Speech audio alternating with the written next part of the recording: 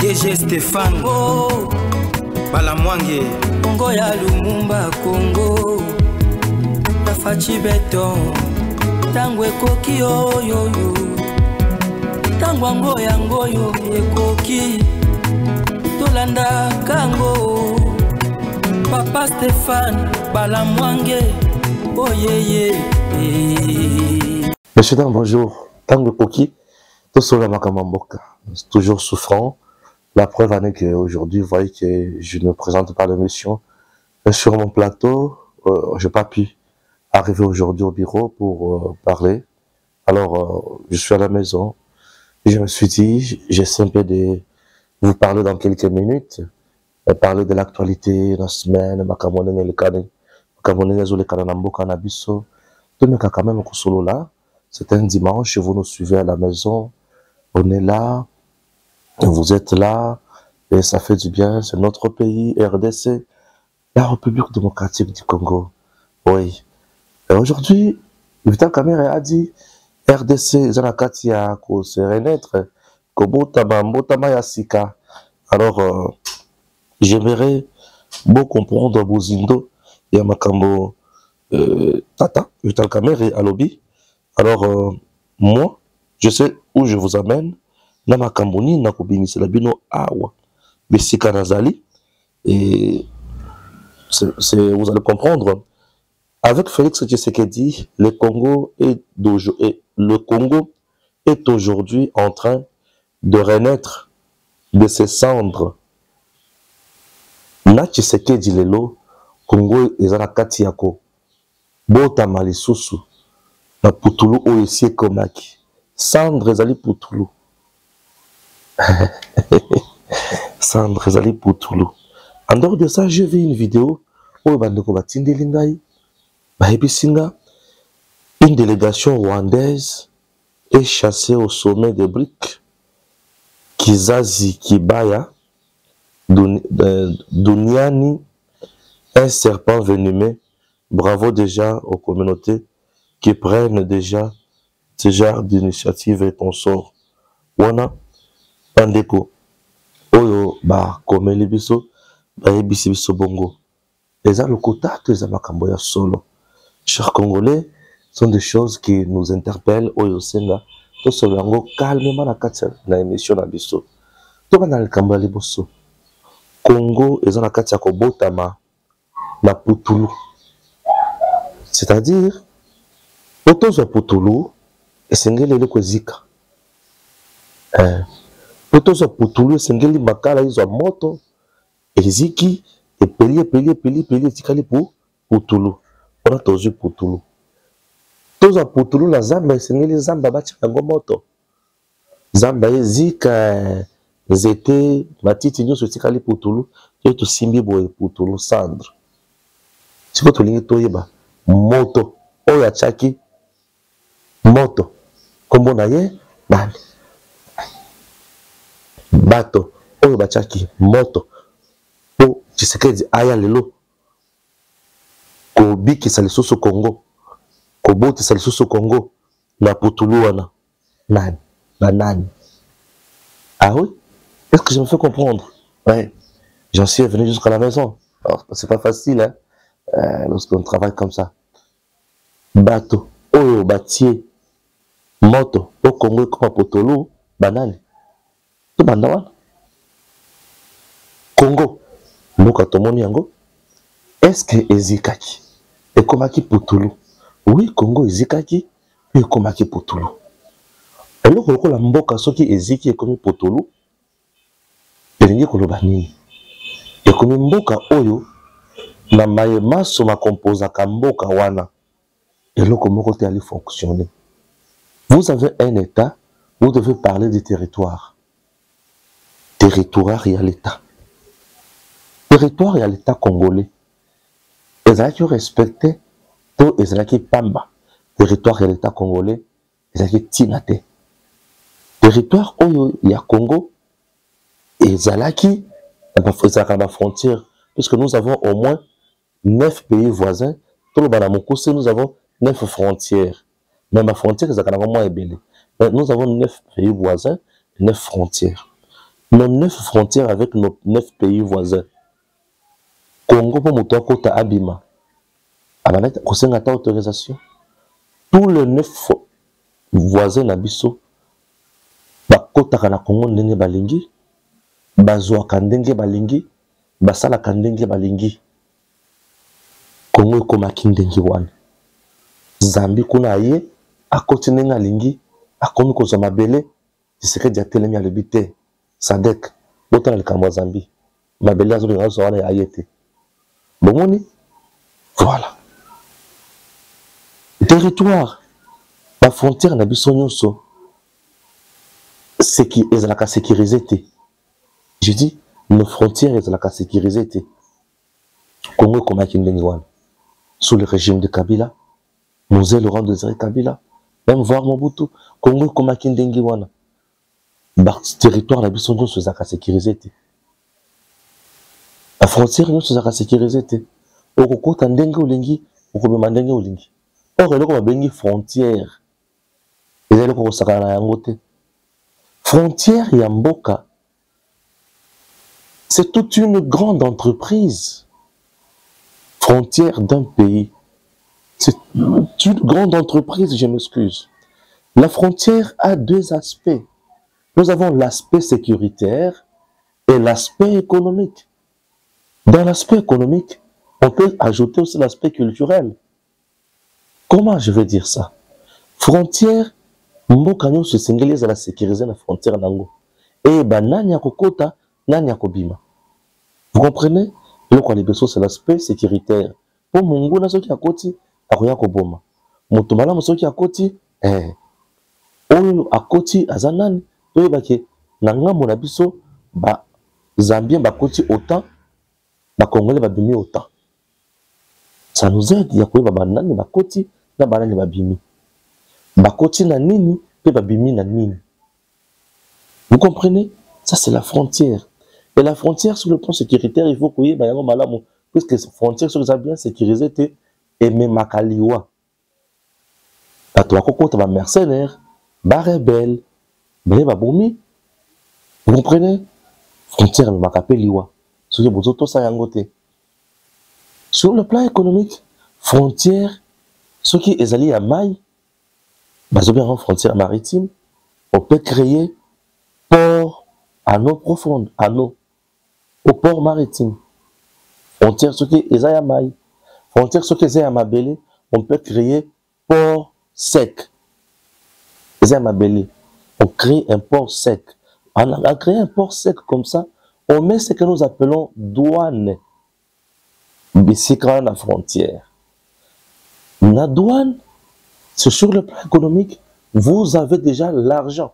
Puisque là, la frontière, beaucoup tabatu, service, DG Mazali, police Azali, ANER Azali, ok, OCC Azali, DGI Azali, service Union Soana.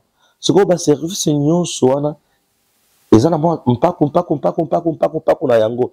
Mpaku nyonso wana et sali combo douane. Mais sur le côté est belé. Ce qui veut dire, on peut créer même aussi un marché là. Atobayaka, batekaka, o yanga mobaye, o yabino boye, botekaka. Mon expérience à Kasumbalesa, j'ai vu des Zambiennes venir vendre chez nous Tangawisi. Aya son jeton à 500 francs. À côté de la RDC. Et les jetons de 500 francs, ils ont la validité il y a 24 heures. À côté de la RDC. Chers Congolais, Azo Somba, Azo Teka, Asilisi, Akani Bisakane na Pokwa, Azongi na ye na Zambie. Akikate pa na ye. Lobi aya son jeton à côté. Na Pokwa, akele sous. Voilà. Vous voyez, ce sont des choses où il y a dans la frontière. C'est quoi la frontière? Sous le régime Kabila, sous le régime Mobutu, sous le régime Mouzé, c'est tout sous le régime Kabila. Et comment qui frontière il y a Kabila, Katumbi, Babimisaka kaka minéré, Babimisaka ba uranium, Babimisaka banzete, Nabazoé, Babimisaka banzete, Nabajanet, Babimisaka biloko nyonso balingi. Et Kabila akendaki plus loin ya kobanda kokotisa banini Rwandais awa ndenga lingi. Donc le premier élément ya mboka soki eziki mboka oyo eziki mboka ekufi ebebi mboka ezana ba élément nango élément liboso batangaki frontière territoire plutôt. Donc territoire ezana ba frontière. Donc territoire na biso ya Congo ezana sous territoire respecté sous Kabila. Et sur le même territoire sous le régime de Kabila, on a assisté na création d'un mouvement rebelle et belé, des groupes armés, des bombes, des massacres, des salignos sur le même territoire. Donc, Congo est Zikaki. Puisque l'élément, il y a Mboka, nous avons les territoires. Ce qui Mboka est Ziki, c'est que le territoire est bébé. Dans la Kisi Biloko, où il y a ce territoire, dans la Kisi Biloko, où le territoire est Memaka. Le territoire, tout ça, le peuple. L'espace géographique, tout ça, la population. Kabila, lui, a travaillé pour la rencontre de Sakara Rwandais dans la Toussi A. La preuve, selon le rapport, il y a trésor américain et lobby qui est mouvement Otobengi. Il y a M23, c'est un mouvement composé de Tutsi du Rwanda. Bayi Awa, Bazo Boma, Bazo Pillé, Bazo Massacré. Voyez comment le Congo, territoire ya Congo Ziki, et Kozi Kande Yangoan. Vous voyez, c'est bien. Je demeure, je reste toujours dans ce territoire, dans la Kisabino, où le caméra lobby que avec Tshisekedi aujourd'hui, le Congo est dans la Katia Kobota, Manakatia Sandre, Kabila Azikisi, Kanambe Azikisi, Soriano Azikisi, Mwazambala Zoé Azikisi, Jalet Azikisi, Batutwana Bazikisi. Tshisekedi Siko Yaye. Pour Kabila, Akena Musika, Yakuzik Sabilo Kobele. Tshisekedi Tangoye, Atali Kabila Zikisaki armée. Puisque lorsque vous prenez l'armée d'un pays, et ça, 90-80% Rwandais, Ouganda. Lorsque vous prenez une armée, là j'ai déjà 12 minutes, vous avez une armée à Mboka, Botondisi yango kaka na bapaya. Armée à Mboka wana bozikisi yango to bozikisi te. C'est ça que zikisa Mboka. Parce que eloko eza eloko mala. Le bino boyebi ke armée et battre la territoire. Armée et bundaka pona mondelo ya Mboka. Armée et bundisaka monguna. Banguna baza ba Rwanda, baza ba Uganda et consort. Siko armée na bino botondisi yango na ba Rwandais. Botondisi yango na ba Ugandais, na ba Tanzanie. Siko bamboka na bango esali bino guerre. Bato na bakobuta. Bakobundisa bandeko na bango te. Bakobundisa bana na bango te. Bakobundisa bayaya na bango te. Bakobundisa bana nkasi na bango te. Bakobundisa baninga na bango te. Na mokuse bakosala nini? Bakosala ba réseau mafieux. Po banda ko tourner bino na Amérique. Nde omonaki bazoza bateni na biso, bazopesa bandeko na bango. Bazoza mandoki na biso, bazopesa bandeko na bango. Bazoza biloko ya kolia na biso, bazopesa bandeko na bango. Vous comprenez? Ça, c'est Kabila. Aziki Saki Penza Congo. Aziki Saki armée. Et tu sais qu'elles y allaient à l'habiter. Congo est botama na territoire zongi. Congo est botama na armée à bandi préparation. On recrute, batupé baye par bonne foi, par continent armée. C'est ma cocotte en armée, par vandi. Bandi kobundi la école, lolenge lolongo bani. To bandi comment est-ce qu'on formation ya solo ya ba militaire. To bandi comment est-ce qu'on makambo mali ko tambola sikoyo malonga na mboka. Et pesi biso sai pe esengo ya makasi na mitema na biso. Boyebi pona nini? Poete mokonzi ya pesi biso eloko oyo tozalaki na yango te.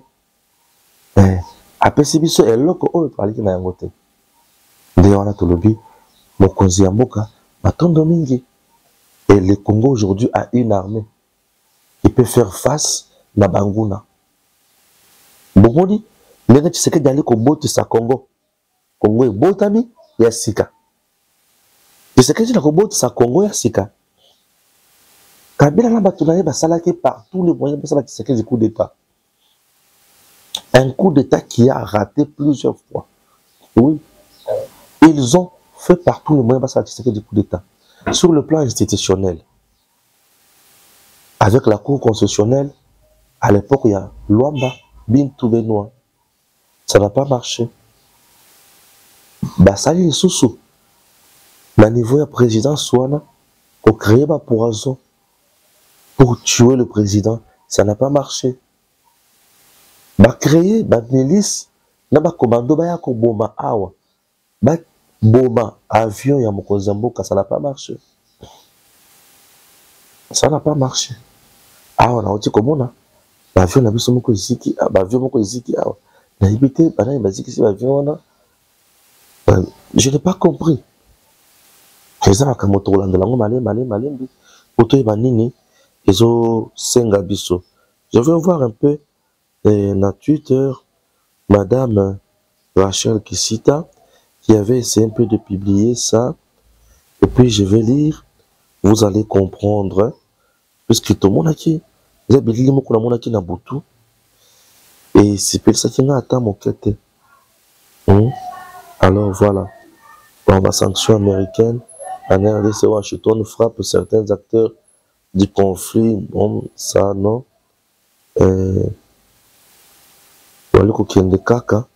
Pour comprendre et puis pour se rendre compte que tu sais que dit Aliko Biki Samboka et Aliko Sala par tous les moyens Mboka et Kende Musika. Ok, voilà. Na koko ma place on a kalaté ce qui n'a commis beaucoup mona et puis pour comprendre que le président qui s'est dit est là pour nous, vraiment pour nous.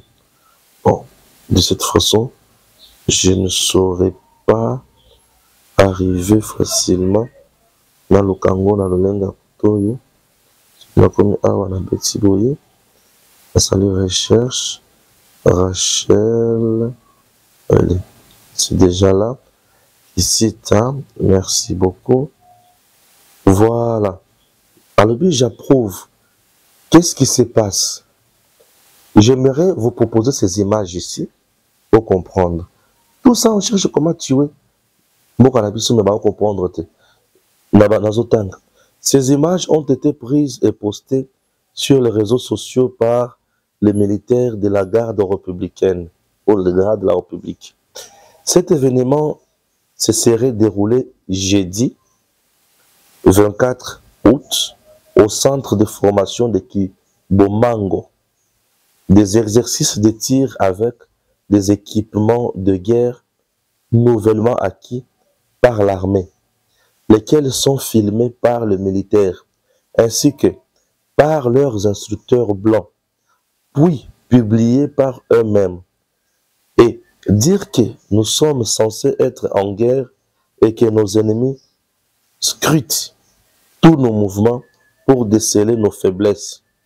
Faut-il que le président Fachi vienne lui-même se mettre derrière chaque commandant militaire pour que l'armée congolaise puisse prendre au sérieux sa mission? Ok? J'aimerais vous proposer ma image, puisque Patoua Koufi, et puis vous allez comprendre. Patoua Koufi.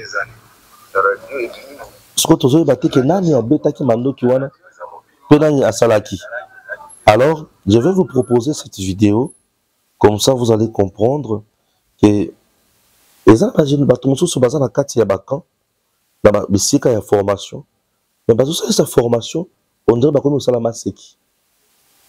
Pas Munguna à Betty. Et tant Munguna Betty, tu perdre militaire. Oui, tu perdre militaire. Pourquoi? Parce que par et le Kotobengi, concentration mouké, concentration mouké. Nous avons une concentration et l'équipe mouké. Bon, comme à la makamone tsuwana. Concentration sur l'équipe mouké, comme à la makamone. Comprenez, question ils ont bêta. Dans ça là. Et puis, entre temps, je suis en train de télécharger pour vous proposer ça. Voilà. Je suis déjà là. Ok. Les téléchargements. Ezo Salema, ce qui est ici, Limbalamoko, j'en sais va vous proposer ça. Vous comprenez? Ce sont des choses qui doivent nous interpeller. Tout sur la siko. Nani abeti le kwana à lance roquette. Banguna bazawapi. Kibomango ezalaka kote nini, Jansi? Est-ce que bato bazoyiba? Kibomango ezalaka wapi? Kibomango. Kibomango eza musika te. Nous sommes en scène. Lance roquette c'est uti wapi? Ce qui uti na brazate. Ce qui uti est pas militaire oyo nani Sassou apesi Rwanda espace. Est-ce que tu vas comprendre ma camp? Je vous ai toujours dit que Munguna aza musikate aza pembeni. Mais FARDC baza na kati ya ko yekola na ba instructeur na bango ya mindele. Lance roquette ye beti. Banya beti yako. Et où tu wapi? Et pourquoi la République n'a pas communiqué à ce sujet-là? Et pourquoi les gens ne veulent pas en parler? Attention à ce que nous faisons. Est-ce que Eruta qui libanda? To eza balance roquette to bango moko bana ko beta pona ko essayer. Dans ces pays, on a vu avion ya mokonza moko ebongi. Au boîte noire ke soki wapi ba ki kutango soki wapi. Bato ba vana baloba le côté. Mais vous oubliez que c'est la vie du président qui est en danger. Et c'est la vie de toute une nation qui est en danger.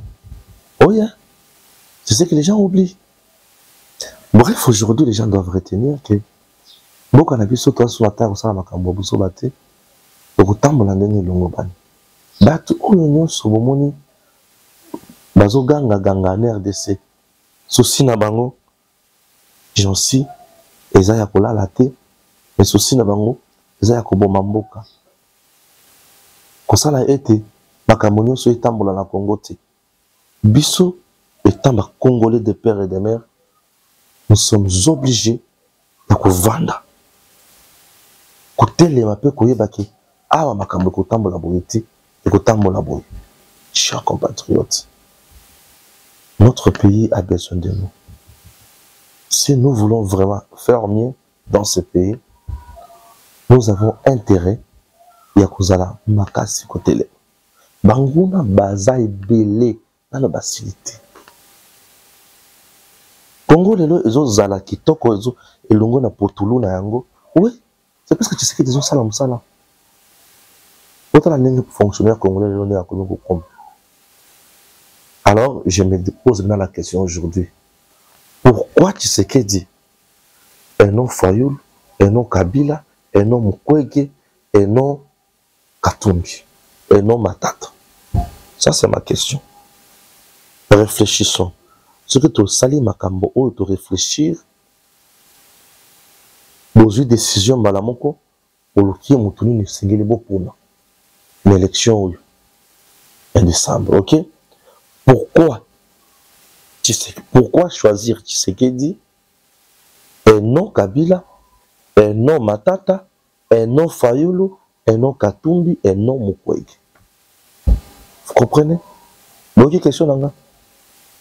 Pourquoi choisir Tshisekedi? Pourquoi garder Tshisekedi? Un nom Fayoulou, un nom Matata, un nom Katumbi, un nom. Pourquoi faire confiance à Tshisekedi? Pourquoi faire confiance à Tshisekedi? Un nom Batouane. Je fais confiance à Tshisekedi.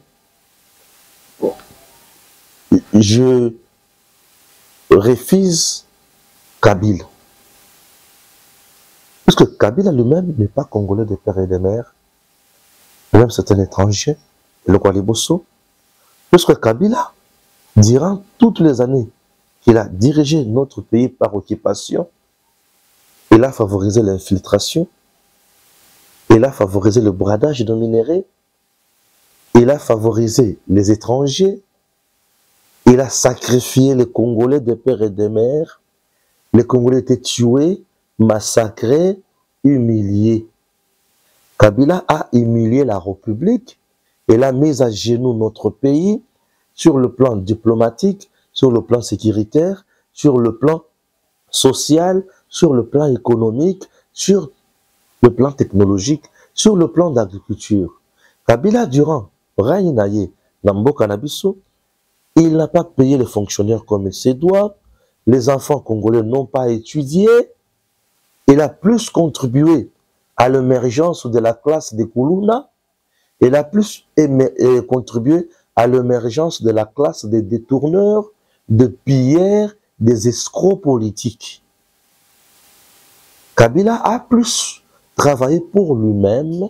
Il s'est enrichi. Il a gagné ce que personne n'a aujourd'hui. Sa femme est devenue riche. Ses enfants vivent mieux. Les enfants des Congolais vivent dans la souffrance aiguë. Pourquoi je refuse Kabila et j'accepte Tshisekedi? Je refuse Kabila parce que Kabila n'a pas donné à la RDC une bonne armée. Kabila n'a pas donné à la RDC une bonne police. Kabila n'a pas mis en place une bonne administration. Kabila n'a pas donné aux Congolais une carte d'identité. Pourquoi? Puisque lui-même a des origines douteuses, de peur à Bimanapoisse. Kabila n'a pas construit des écoles. Kabila n'a pas construit des universités. Kabila n'a pas fait quoi encore? Non, pourquoi je préfère Tshisekedi, je refuse Kabila? Kabila a signé des contrats léonais où ils ont profité naye na baleki naye ya lukutawana bandeko naye na baninga naye. Kabila a bradé le Congo à tous les niveaux. Kabila est parti, n'a pas laissé au Congo ni bateau de pêche, mais lui-même a des bateaux de pêche. Kabila n'a pas laissé au Congo un moyen de transport, mais lui-même a des jets à gauche et à droite. Kabila n'a pas donné à la RDC Bilanga ya Moutuya.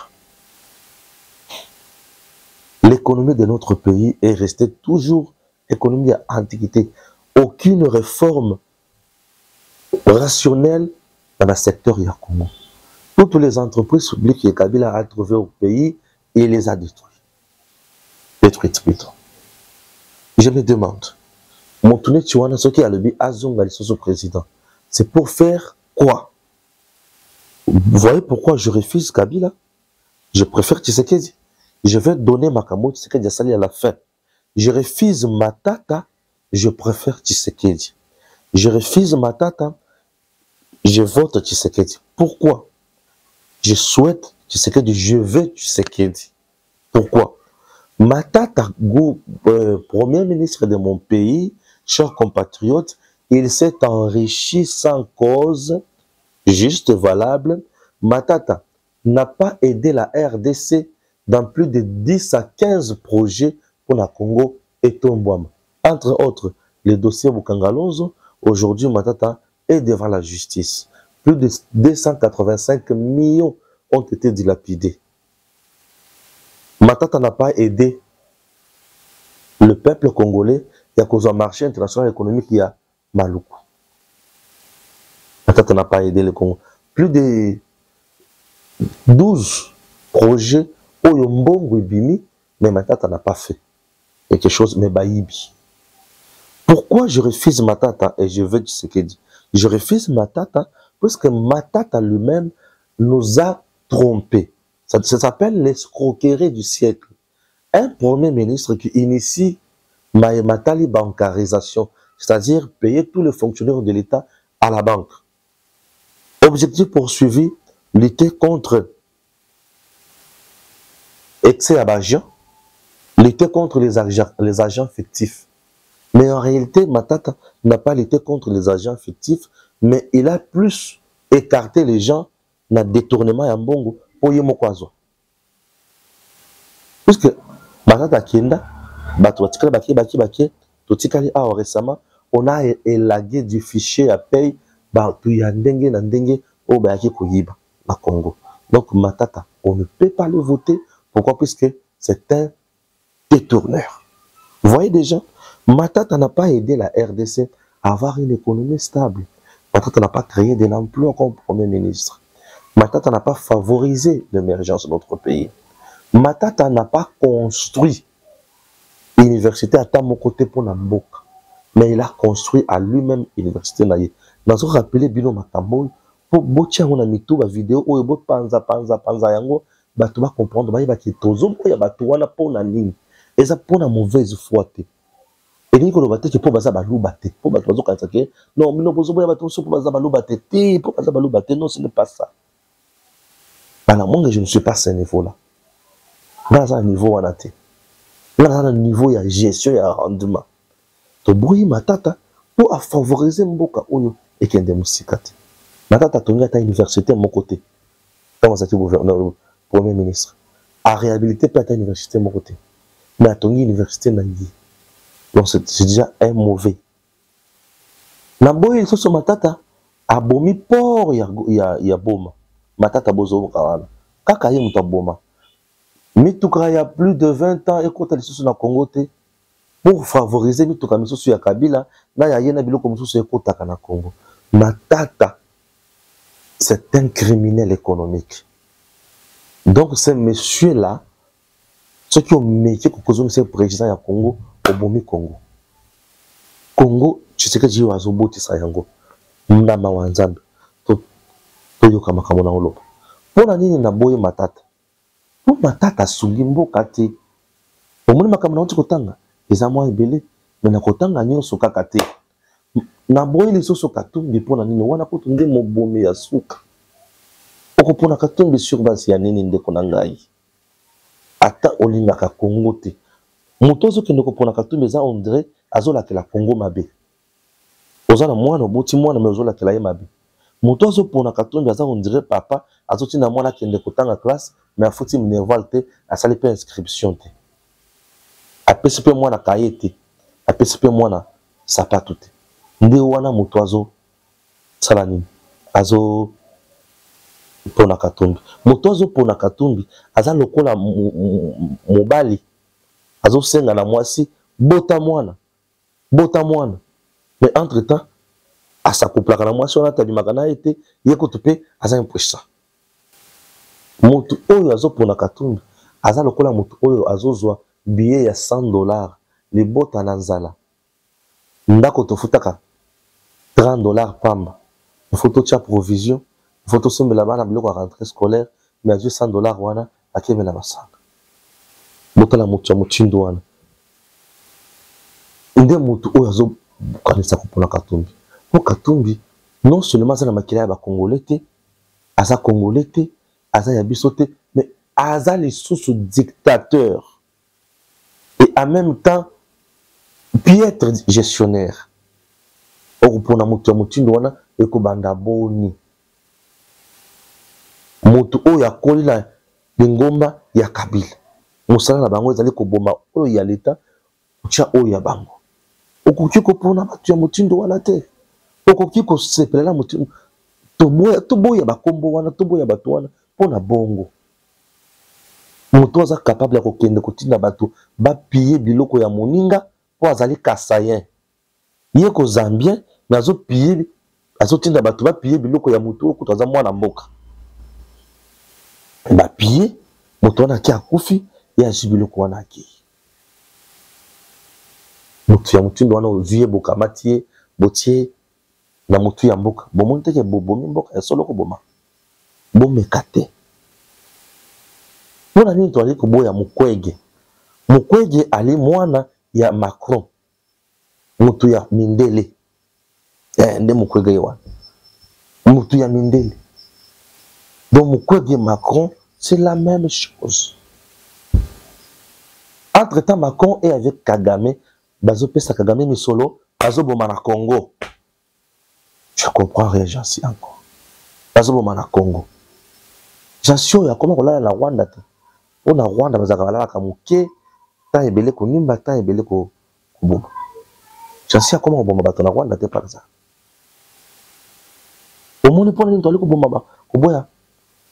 Mukwege ali abisote. Ali agent ya communauté internationale. Mosala na ezali koya na Congo pour ko matérialiser produit ya balkanisation. Bomo na nenga ali wana tali ya bisote. To mona ki mama moko mondele awa. Abi mano biki mkoka za Burundi.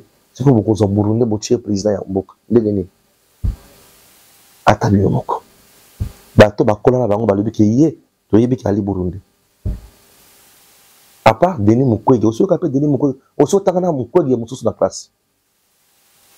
omoni bato baya bazawana Denis Mukwege nani atanga déjà na Denis na Mukwege le soso na classe oyo ko ka moto moko abimi Denis Mukwege ngana tika ko yoka ko mona tena yuki onka Denis Mukwege eza ba komisi ba Robert ozo tanga na Robert na classe oh parce que tant au ki Stéphane Bali ko ba Bali ko yoka bango mbala mwange ko yoka ye mupenda ko yoka ye Stéphane mbala mwange mupenda ko yoka ye Bali bazebele ko yoka bango kasi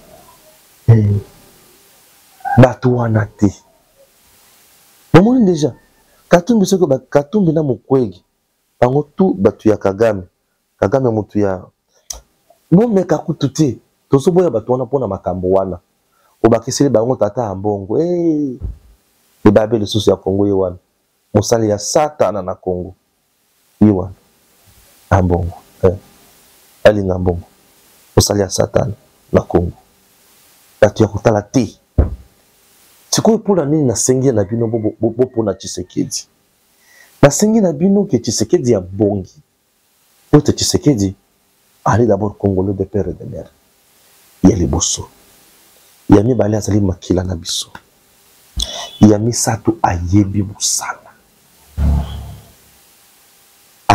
musala azali na motema malamu pona kosonga Kongo banda tata Tshisekedi aye Congo to découvrir que tout ça peut battre. À son diplomatie. À commission américaine à souk. À commission européenne à souk. À bandi kolanga na bisika nyonso ba bomaki Congo. À sozongi sa onanzela. Congo. Tshisekedi ya bomakate. Tshisekedi ya salaka bato na force achaka bato na force communauté. Tshisekedi ya tinda ka bato ba bomaka bato te. Tshisekedi ya boto la kabiloko ya bato te. Tshisekedi ya sala ba port et les bote. Tshisekedi ya sala ba bateau de pêche ya moko te asali ka Congo. Tshisekedi bisika biso atamboli. Asombi ndako pona yete. Bakamusu ka pona Congo. Tshisekedi alongoli parents congolais soni. Parents azo li futi. Tshisekedi akomisi biso bato ya malunga. Non, Stéphane passe ses akaka na Congo. Oui, passe ses akaka na Congo. Pour nani. Passe ses akaka na Congo pour bato babomaki babomi mikolo ebele. Aux 32 ans ya Mobutu. 18 ans ya Kabila. OK? Tout le monde a Mobutu to katata 15 ans. Aux 15 ans, il n'y a pas Mobutu. Aux 18 ans, il n'y a pas Kabila. 33 ans. Aux Tata Naye, 3 ans. 36 ans, il y a souffrance. Il y a pillage. Il y a Bissanga. C'est ce qui dit dans 5 ans aussi, ça passe à 36 ans. Ça passe à 50 ans. Mais tu sais que je m'ai dit que ça là, dans le colo, où il est allé la bokozi. Et ali koleka la bato na makanisi bato bali komituna ezali ye to be moto mosusu ezali mwana papa Etienne Tshisekedi. Est-ce que ça na kati ya ko trahir vision ya papa le peuple d'abord. Tshisekedi est dans le peuple d'abord. Ali ko trahir moto te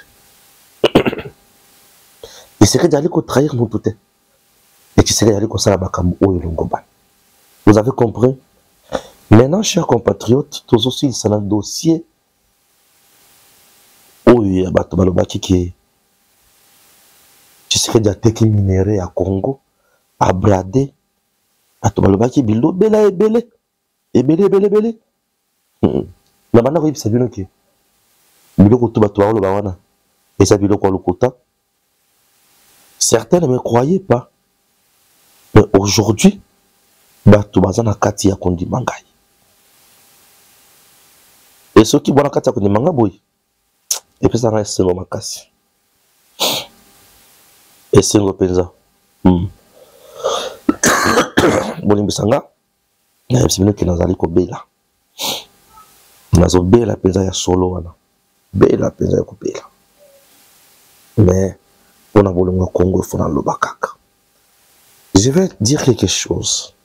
L'accord avec Primera ne prévoit aucune facilité particulière de financement qui respecte les lois en vigueur en RDC et ne prévoit aucune exclusivité.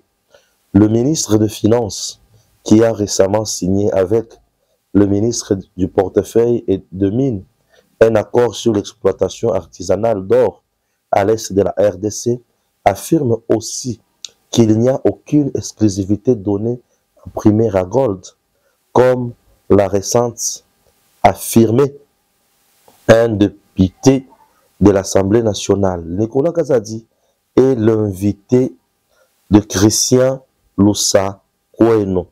Alors, chers compatriotes, je vais balancer l'audio de Christian Loussa Koueno et j'en suis là, tout le monde. C'est parti. D'abord, c'est tout à fait faux de parler d'exclusivité. Primera Gold est une initiative prise par le gouvernement de la République en réponse à la situation de conflit à l'Est. Vous savez que le trafic des minerais, de l'or et du coltan, c'est un des carburants qui entretient le conflit à l'Est, et il fallait couper l'herbe sous les pieds du Rwanda, qui se sert de cette exploitation illégale pour entretenir le conflit sur notre sol. Et donc, on a commencé avec Primera Gold en créant une JV entre la RDC et Primera, et 20 000 $ dont on parle, c'est totalement ridicule comme commentaire, parce que 20 000 $ correspond au minimum requis pour créer une SA.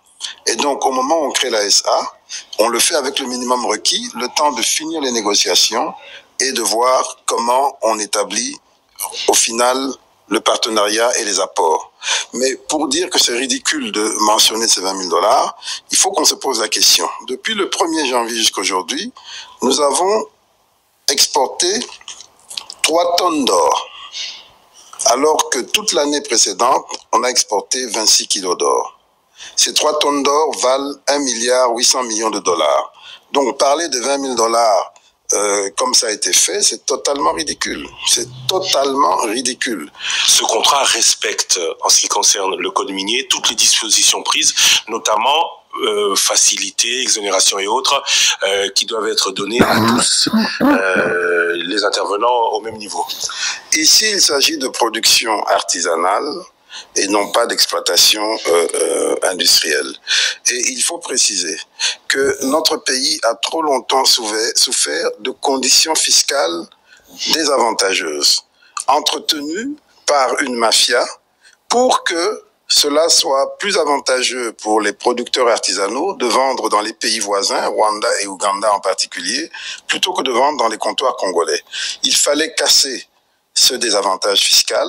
C'est ce que nous avons fait. Souvenez-vous que je l'ai déjà dit devant les médias, en 2022, lorsqu'on préparait le budget 2023, j'avais obtenu des députés, notamment de l'ECOFIN, qu'on baisse les tarifs, la fiscalité de l'exploitation artisanale, justement pour ne plus inciter les gens à aller vendre frauduleusement au Rwanda. Cela a été obtenu, ça a été inscrit dans le projet de budget, et comme par magie, en réalité il s'agit de la mafia, à la fin, le document final qui est sorti est revenu sur les anciens taux, donc a maintenu le statu quo. On peut se poser la question, pourquoi cela n'a pas été respecté, dans l'intérêt de qui? C'est ce que nous avons rattrapé en créant Primera Gold, et nous avons donné des allègements qui s'imposaient pour atteindre le résultat qu'on vient d'atteindre. Voilà tout. Tout autre intervenant minier, dans les mêmes contextes, j'entends, d'exploitation artisanale, pourra obtenir les mêmes conditions. Oui, si nous sommes convaincus que ces intervenants miniers s'inscrivent dans la politique du chef de l'État de transparence et de traçabilité du secteur des minerais artisanaux. C'est de cela qu'il s'agit et rien d'autre. Et d'ailleurs, pour vous montrer ce que nous donnons en avantages fiscaux, nous le récupérons nous, État congolais, parce que nous sommes propriétaires à 45% de cette exploitation artisanale, alors que nous n'avons pas mis un rond. Et ces 45% veulent dire que les bénéfices générés par les tonnes que désormais nous exportons, nous en tirons 45%. Voilà. Certains pourraient aussi se poser la question sur ces 3000 tonnes. Est-ce que le gouvernement congolais n'aurait pas pu, via des intervenants congolais ou lui-même, comme c'était le cas jadis avec la Gécamine, assurer seul cette exploitation? Est-ce qu'il manquait les capitaux en RDC pour faire ce que Primera Gold fait aujourd'hui? Oui, il nous manquait les capacités, pas seulement financières, mais également techniques et de savoir-faire pour le faire en tant qu'État congolais de manière efficace. Voilà pourquoi nous avons décidé d'aller avec un partenaire de taille, parce que Primera vient des Émirats Arabes Unis, et si vous ne le savez pas, les Émirats Arabes Unis, c'est la principale destination de l'or artisanal produit en Afrique, au Congo et ailleurs. Et d'ailleurs, les Émirats Arabes Unis souffraient eux aussi des attaques, notamment des Nations Unies, sur le fait que la chaîne d'approvisionnement n'était pas transparente, et ils se sont rapprochés de nous pour qu'ensemble, on lutte contre cet or du sang, ce coltan du sang. Et donc aujourd'hui, voir des enfants du pays critiquer une œuvre aussi louable et aussi salvatrice, j'en tombe des nues. Je trouve que c'est tout simplement inexplicable, parce que c'est jouer le jeu du Rwanda, c'est jouer le jeu de cette mafia qui nous a pris en tenaille pendant 30 ans. C'est ça la réalité. À combien peut-on évaluer l'apport, là on parle de finances, de Primera dans cet investissement en RDC?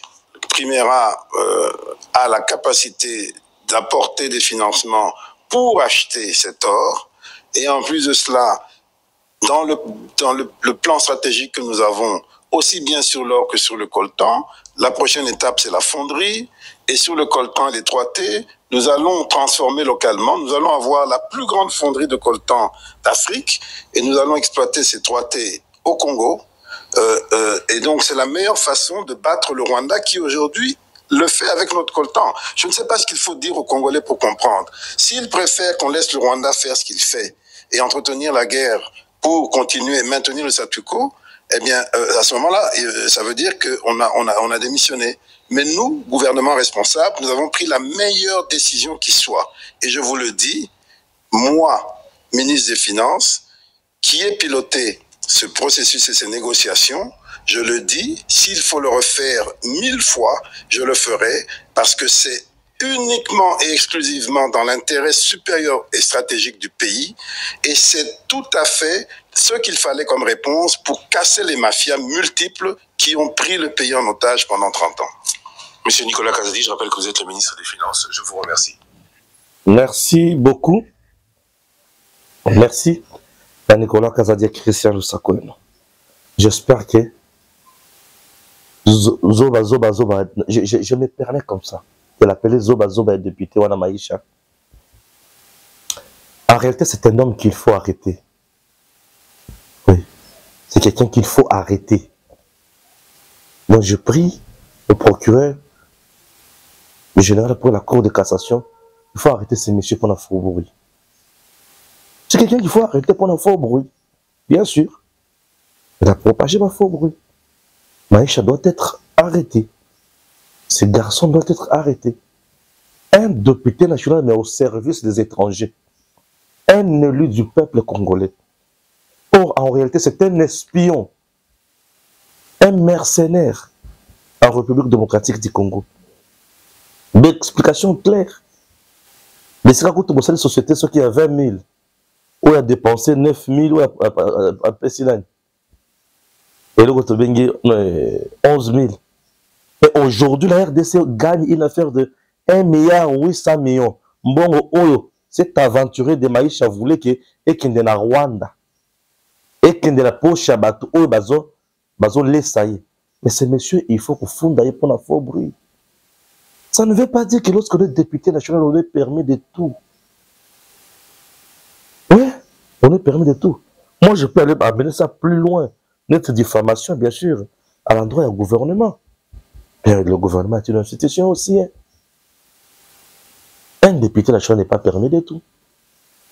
Un député national d'abord, Bissika n'a pas dénoncé les médias. Tous les parlements, l'Assemblée nationale.